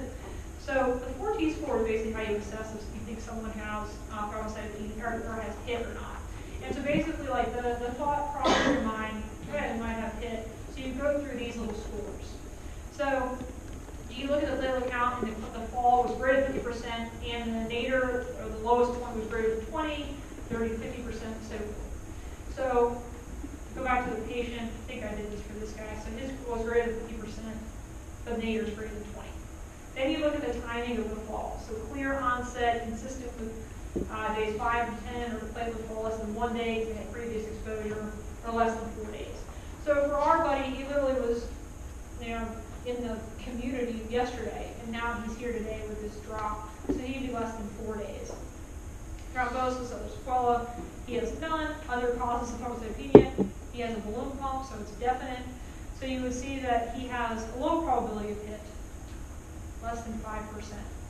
So this is a great thing to kind of keep in the back of your mind, keep on lock, and make you look very good when you're on rotation, is to be able to do the 4T score. And you can just do it at MedCal. This graph over here shows you what balloon pumps do to people's platelets. So this dark black line shows where it's going down while they have the balloon pump, and then the dotted line shows what happens when you take it out, and you notice that it goes back up. Okay? So this is true of Impella devices, this is true of ECOS, it's true of anytime you put like a large bore catheter into somebody's body, it's generally going to mess up your platelets. And I think it's very helpful as a pharmacist to be able to kind of work through that, because otherwise you're going to have to be chasing your tail with like Atroban and Fonda and all this other good stuff, and you could have just tried to talk the team off the edge with the 4T score. All right, we're good about that? Yes? The aspirin orders, what was 81 milligrams and what was 325? Did you keep the 325 or? Oh, sorry. I would personally keep, let's see, do I have a screenshot for this or no? I would keep the 81. So the reason why is that although the doses of 80, like 100 or whatever, 325 have been studied, so technically you could do either. What they have found is that there's no more platelet inhibition after 100 milligrams of aspirin, but you have more bleeding. And there's like a lot of meta-analyses, and there's an ECC white paper about it and all that kind of stuff. So that's why some people will joke that aspirin 81 has never been studied in stroke, and and it's like not untrue. Like if you go back and look at it, it's always aspirin 325. But you have to realize that like at the time it was like aspirin 325 versus placebo. So like of course people did better with aspirin than placebo. But very rarely people do 325 versus 81. But the wealth of data suggests that it is okay to use 81 milligrams, no more risk of bleeding. So that's why we do that, even though it's very rare to actually see where that's been studied in the literature. Personally, to me, it's always annoyed me that we put 100 to 325 and use 81, but conversations for another day. So a lot of times what happens with 325 is, what is the loading dose? So if I start to have sudden chest pain right now in front of me and I drop over, what's the dose of aspirin you're supposed to give me? Yeah, 325, right. Or you give me 4 baby aspirins, give me 324. So I was like, why is it sometimes 324? And it's like, they just wanted to give 4 baby aspirins, that's what they had in the acne dose. So you're gonna chew your 4 aspirins. So what sometimes happens is people, in their rush to get the drug, they put it in every day as opposed to once. And that's what happened for this one. So we loaded it on 325, which is correct. And then meant to start 81, which is why both were on there. But as opposed to doing it once, we did it every day. So that's a pretty classic mistake. I feel like I probably fixed that in the unit once a week. So it's all sorts of little things that you just need to really kind of follow along with and help the team out. Great question. All right, ID things. All right, so hopefully by now we all know with ID that we're going to monitor temperature and white count and cultures and things like that. So now, what are some other reasons that he might have a fever or might have a white count that we need to use in our differential diagnosis or our evaluation of whether we need to do something with this therapy?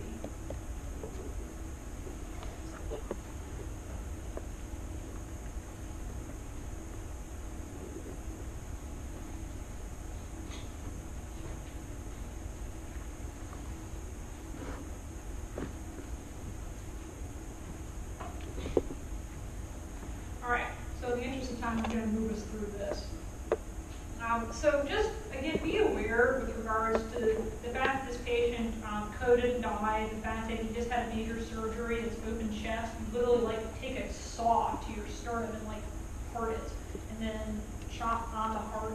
The fact that he has a huge catheter in him, he's got a central catheter, he's got the ventilator, all that kind of stuff. He's got a lot of reasons to just have general inflammation, and even to have a little bit of low-grade fevers. So the question becomes, do you think it's a source of infection, or is it just kind of your body being like, what are you doing right now?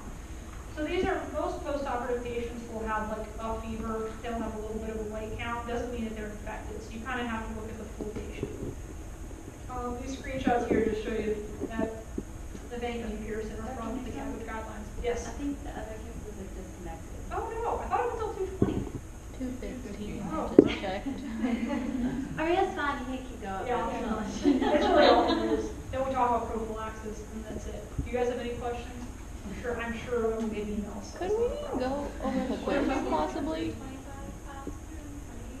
I use 325s for like the loading, like if you were to start having an MI right now, I would have you through to 325, which is 4 81 milligrams, or you can give them a 325 per tablet. Yes? So, I just want to curiosity, is there any indications where you would get something 325 for the 3-month period?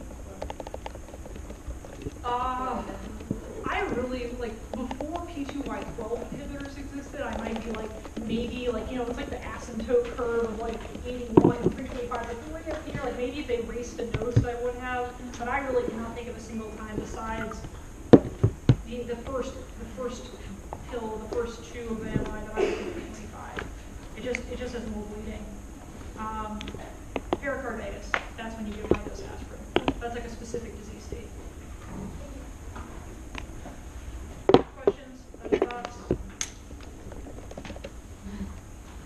Generally, you guys did very well on the exam. I was definitely very happy with it. I know you guys probably is very stressful and stuff like that. Are there any questions you guys have about strategy and whatnot that you want, since I'm sitting here and we have 12 minutes before the next place we need to be all together?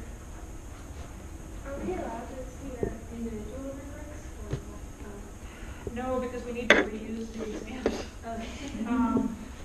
I can, Like even under the supervision of you, we wouldn't be able to look at it?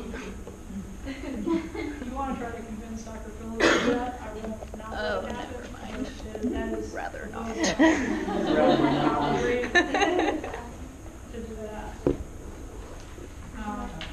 I think it is. Yeah, it's inpatient. So what would you recommend for inpatient versus I took it. So that's a good question. So the thing I would think about with inpatient is whatever they were on at home is not getting the job done, right? That's the reason they're in the hospital. You don't usually just come in to like hang out. So like whatever your current therapy is not working. So there's almost always like a disease state that you're missing therapy. Which I think is different than like when you show up, you know, take the list now, what do I do? You know, like that to me is one of the bigger differences.